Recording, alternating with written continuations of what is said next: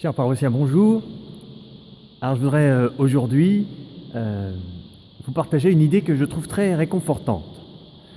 Elle part d'une mauvaise question, elle part de très bas pour essayer de nous amener vers plus de lumière. La question que je considère, c'est: est-ce que le Covid-19 est une punition divine? Oui, c'est une idée qui séduit beaucoup de gens, une idée qui court en ce moment. Elle est séduisante comme le séducteur qui l'insinue dans notre esprit, comme le malin, qui veut nous faire douter de la bonté radicale de Dieu. Voilà. Celui qu'on appelle le bon Dieu depuis des siècles, nous, les chrétiens. Cette idée, elle peut avoir prise en nous, dans notre esprit, si on a un petit fond de culpabilité. Avec tout le mal qu'il y a, est-ce qu'on n'a pas besoin d'être puni? Est-ce qu'on n'est pas un peu responsable? Et je pose tout de suite la question. Les pauvres, ceux qui vont mourir de faim à cause du Covid-19, de quoi ils ont besoin d'être punis? On peut penser à Job sur son fumier, personnage biblique. De quoi avait-il besoin d'être puni? Quelle était sa faute à Job? Cette idée, elle peut être séduisante pour chacun de nous si notre cœur est mauvais, et auquel cas on projette sur Dieu notre amertume, notre rancœur. Alors je trouve que c'est un petit peu étonnant de revenir comme ça à la croyance en cette période de crise. Et on y revient de la manière la pire possible, la plus mauvaise manière possible. Cette croyance en Dieu qui pourrait punir n'a rien de chrétien, absolument rien de chrétien. C'est une croyance en Zeus, peut-être, qui punit, en Jupiter, qui envoie des éclairs, etc. Enfin, bon. Parce que, il faut être bien clair que si l'épreuve que nous subissons avec ce Covid-19, c'est un don de Dieu, alors il faut qu'on s'en réjouisse. Il faut qu'on s'en réjouisse. Et puis il ne faut surtout pas que le Saint-Père, il aille faire une bénédiction urbi et torbi, qui sorte le crucifix de l'église San Marcelino, qui repousse les épidémies, si on peut dire, Jésus-Christ. Il ne faut surtout pas que nous fassions une bénédiction du Saint-Sacrement, parce que ça serait, d'une certaine manière, opposé au coronavirus, qui serait comme un don de Dieu, la bénédiction de Dieu lui-même. On marche complètement sur la tête, vous voyez. Alors, cette idée est diabolique. Comme le serpent qui fit douter Adam et Ève au Jardin d'Éden de la bonté de Dieu.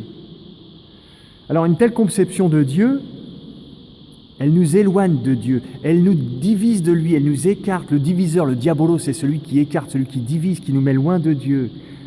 Et je dirais, si Dieu nous punit, qui oserait se jeter dans les bras d'un tel Père, celui qui est capable de nous mettre une telle raclée, C'est pas du tout le Dieu, le Père que Jésus a essayé de nous révéler de toute sa vie, avec le Père de l'enfant prodigue, celui qui accueille son enfant qui a fait les pires bêtises. Alors quel est le Dieu que Jésus nous a révélé? Vous voyez, c'est un Dieu qui est le meilleur que le meilleur des pères, Et Jésus dit, vous qui êtes mauvais, lequel de vous donnerait un scorpion à son enfant qui lui demande un œuf? Eh bien, votre Père des cieux, qui est infiniment bon, ne vous donnera pas le coronavirus, même si vous lui demandez n'importe quoi, du pain et des jeux, comme à longueur de temps, vous voyez. Deuxième raison pour laquelle ça n'est pas Dieu qui envoie la souffrance, parce que la souffrance, en finale, sur qui elle retombe toujours? Elle retombe au bout de la chaîne, elle retombe sur son Fils, voyez. Et si Dieu punissait d'un côté et en même temps récupérait la souffrance sur son Fils de la manière la plus terrible qui soit, ce Dieu il serait sadico-masochiste. Et il faudrait mieux être athée, beaucoup mieux être athée qu'avoir ce Dieu-là, évidemment. Évidemment. C'est très très grave de dire des choses comme ça, voyez. Tout l'Évangile, toute la Bible même, essaie de nous démontrer la bonté infinie de Dieu, etc., etc. On en citerait des pages et des pages, mais je dois m'en tenir à 3 minutes. Alors, vous voyez, frères et sœurs, ce que je préfère imaginer, c'est un Dieu qui est sans arrêt s'arrache les cheveux, un peu comme votre curé, qui s'arrache les cheveux pour se dire, mais comment je vais faire pour les sortir de cette ornière, de cette impasse où ils se sont encore mis, Et à la fin, il a cette idée, je vais donner ma vie pour eux. Il donne sa propre vie pour nous. Voilà. En conclusion, je dénonce cette idée d'une autre manière encore. Imaginons ce petit dialogue. la terre qui parlerait et qui dirait « Soit vous prenez soin de moi, soit vous allez tous crever ». Eh bien, c'est tout l'inverse du christianisme, une telle pensée. C'est diabolique. Le christianisme, c'est Jésus qui nous dit « Non seulement vous allez vivre, mais en plus, je donnerai ma vie moi-même pour que vous viviez. »